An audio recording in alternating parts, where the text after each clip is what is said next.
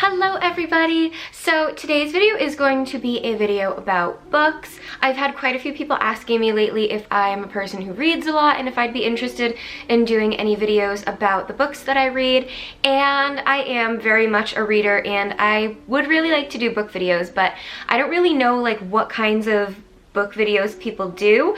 So I'm going to start by telling you all of the books that I read in 2022. So I've always been a person that reads a lot, but I didn't really start to get back into reading like extremely heavily until the end of last summer, and then I read a few books and then I kind of fell off, but I started reading again really heavily at the beginning of December, and so that's when the majority of these books were read. Now I read a book like every 3 days, and so I have a lot of books to show you from the end of the year. So I'm not really like doing any full formal reviews of these books, and I'm not critiquing like the writing. I'm just telling you what I read and kind of how I liked it based on the kind of style that I like to read. And a lot of the books that I like tend to do with heavier topics like mental illness, drugs, stuff like that. If you want to read any of these books, I would just suggest looking up any trigger warnings and like content warnings. So yeah, today I have 11 books to show you, so I am gonna start with the first one. Alright, here is the giant stack of books. Let's start with the one on top. So the first book that I read in 22 is Lucy in the Sky by Anonymous. The theme of this book is drug abuse with like teenagers, as are the rest of the Anonymous books. I read this book in one day. I did like it, but it wasn't like super memorable or anything. And it seems like it is not actually anonymous. I didn't know too much about these books before I started reading. This is the first anonymous book I've ever read. Originally, before I knew anything about them, I thought that they actually were journals that were found from kids and were published anonymously. But after doing some digging, it seems like there is one woman who's responsible for all of the anonymous books. I didn't entirely buy into it being anonymous, but I think it would have made it really more interesting if it was actually a journal from an actual teen that was published anonymously, but I still thought the story was good and I will read the other anonymous books.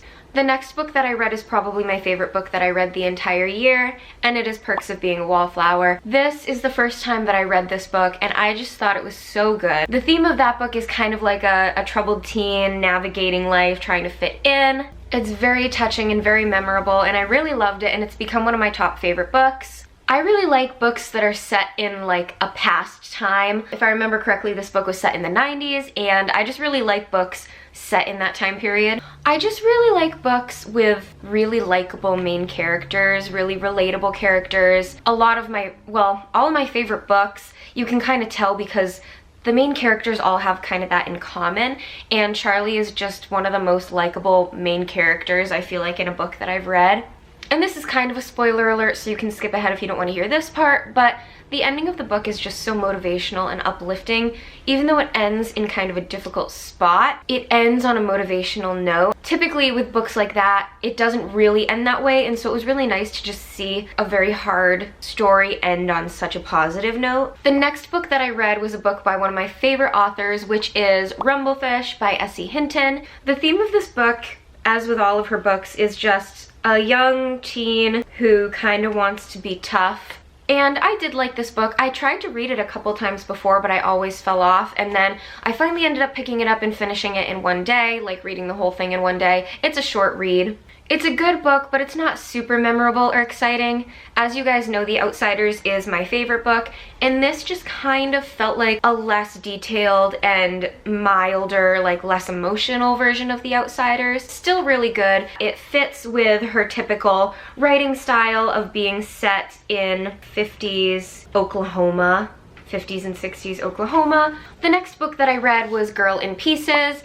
I liked this book, although it wasn't one of my top favorites. I didn't find it super memorable. I thought she had really good writing though, so I am going to read a couple of her other books. The theme of this book is like mental illness and rehab and stuff like that, and there were a few times where I just didn't really like the main character, and for me, when I read a book, it's kind of all about how much I like the main character. And there were a few times where I was kind of like, I don't know if I really like vibe with this book. I did end up finishing it, and it was a good book, but not one of my top favorites.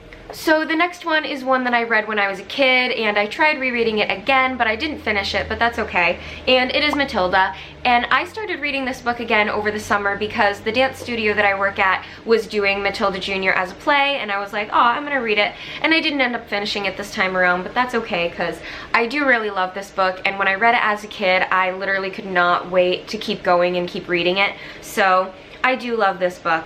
So the next book that I read was It Ends With Us. There is a bookmark in it right now just because my mom is reading it, and I really, really loved this book. This book deals with the topic of domestic abuse as well as self-discovery. I thought that this book was super memorable and detailed, and I was always kind of wanting to see what happened next. There was no point where I felt like I would be satisfied with just like finishing the book there. You know what I mean? Like putting it down and not picking it back up. It always had me wanting to see what was next. Next is a book that I didn't really think about picking up until I saw a lot of other people saying how good it was, and that is A Good Girl's Guide to Murder. I don't typically read like mystery books, but this kind of got me into mystery books.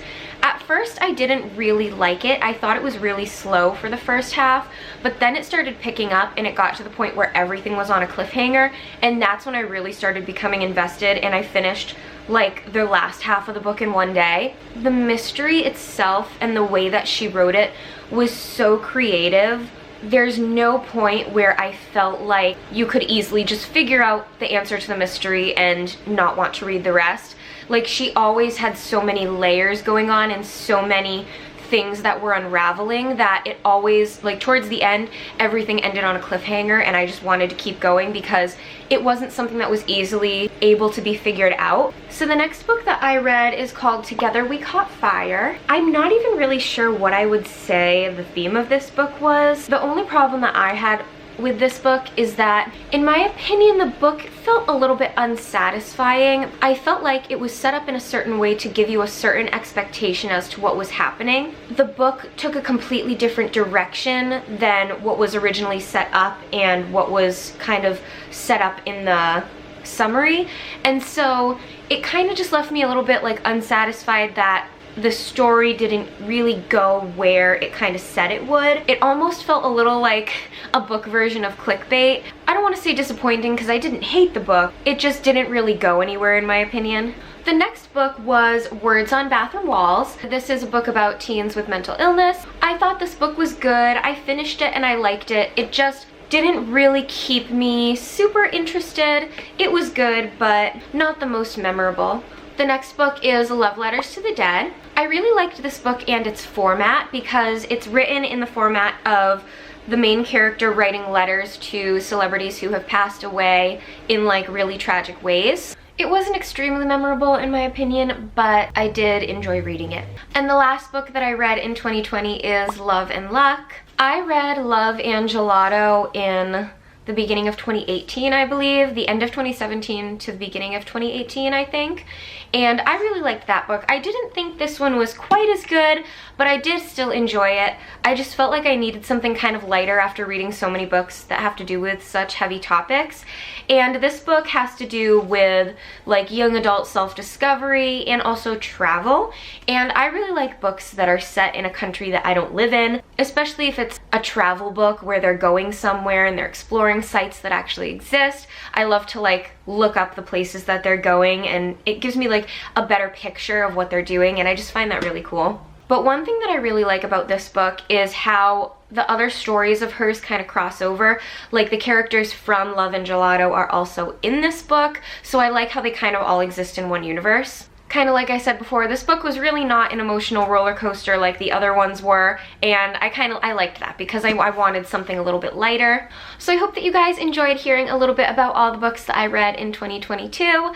Let me know, like, in the future what exactly I should say about books that I talk about, because I really love books and I would love to do more videos talking about books, but I wasn't really sure what exactly people want me to say about the books that I'm talking about. So I kind of just wrote down a few points about each book and went over them, but Let me know what else you'd like me to say. I wasn't really trying to give reviews of the books, just kind of talk about them a little bit. I hope that it was still enjoyable nonetheless, and I'd love to hear if you read any of these books, either this year or whenever, or if you're gonna read any of these books. If you have any book suggestions, I am always down for book suggestions. Thank you guys for watching.